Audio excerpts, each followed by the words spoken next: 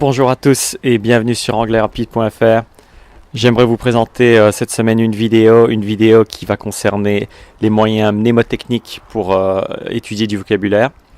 Alors comme vous le savez, étudier le vocabulaire comme étudier quoi que ce soit en général, ça peut être barbant et par rapport à ça, j'ai envie de dire, tout est une question de stratégie parce que le but de la mémorisation, c'est pas d'être une corvée, c'est de pouvoir vous donner les outils nécessaires pour vous développer en tant que language practitioner, en tant que speaker. Et ces outils, ils ont énormément de force quand on sait les utiliser. Alors, quelque chose que j'utilise ici, je vais parler principalement de deux choses dans cette vidéo. La première, c'est le fait d'utiliser son environnement pour se rappeler de mots en anglais. Alors, prenons un environnement de la vie de tous les jours, le supermarché. Dans un supermarché, vous avez des tonnes et des tonnes de moyens d'apprendre l'anglais rapidement et efficacement. Je pense par exemple à une certaine marque de céréales que vous connaissez sans aucun doute, les Honey Pops. Ma marque préférée. Bon, bref, les Honey Pops, c'est des céréales, comme vous le savez, au miel. Et donc, quand on se demande, comment est-ce qu'on dit miel en anglais, même si le mot est très différent de celui du français, miel, c'est honey, donc c'est facile à retenir.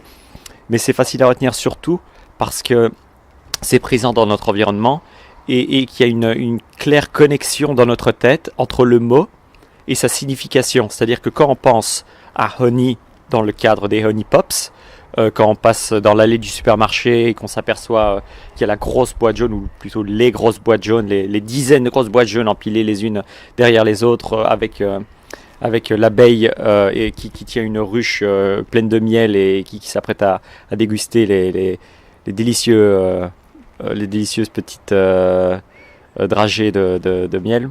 Enfin bon, bref, ces dragées-là, voilà, qu'est-ce qu'on pense? On pense directement à ce que ça représente pour nous le miel. On pense pas à miel, ça veut dire honey, qui est la manière un peu barbante et laborieuse d'apprendre des mots en général.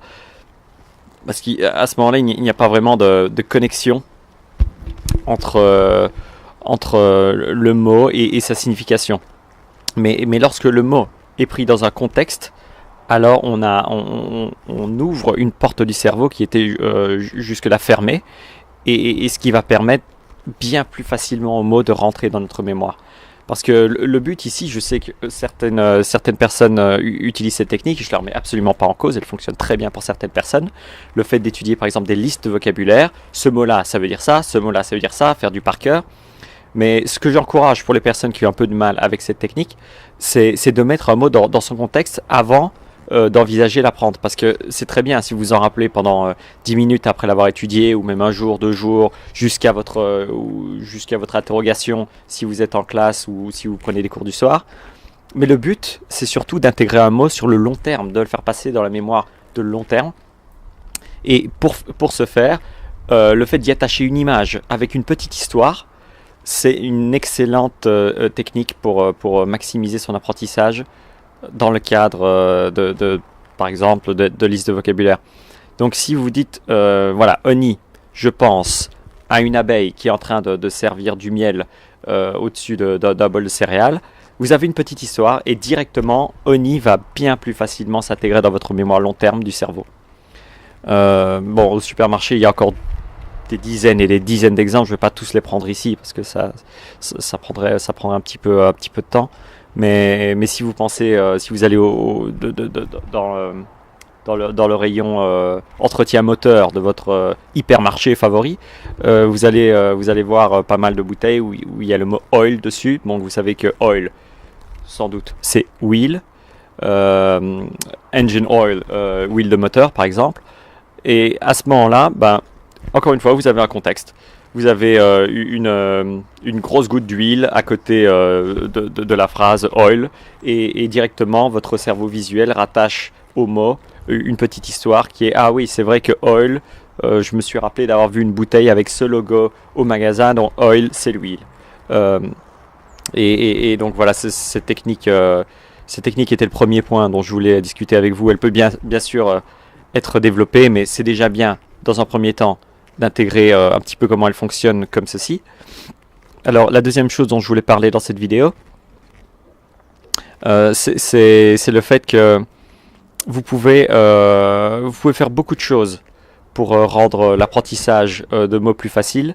Et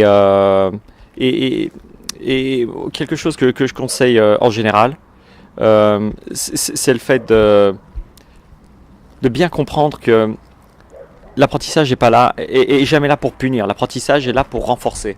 C'est un petit peu comme quand vous allez à la salle, vous poussez des poids. Bon, c'est pas amusant. Il faut vraiment se donner. Et j'imagine que c'est pas, quand vous voulez perdre du poids, c'est pas toujours amusant de monter sur un tapis et de commencer à courir et perdre des calories.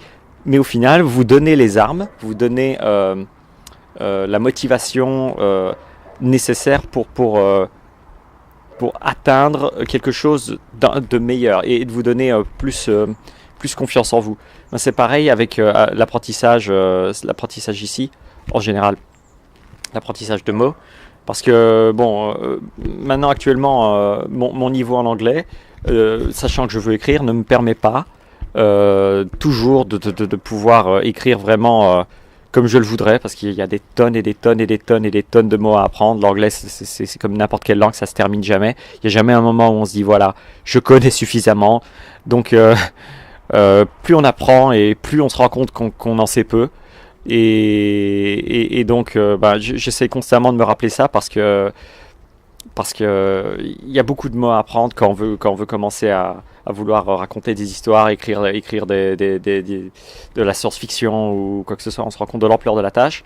Et donc c'est là où je voulais en venir au deuxième point, qui est il y a une technique que je conseille ardemment à n'importe qui veut englober de beaucoup de choses en termes de vocabulaire. C'est les dictionnaires visuels, dont vous avez peut-être entendu parler.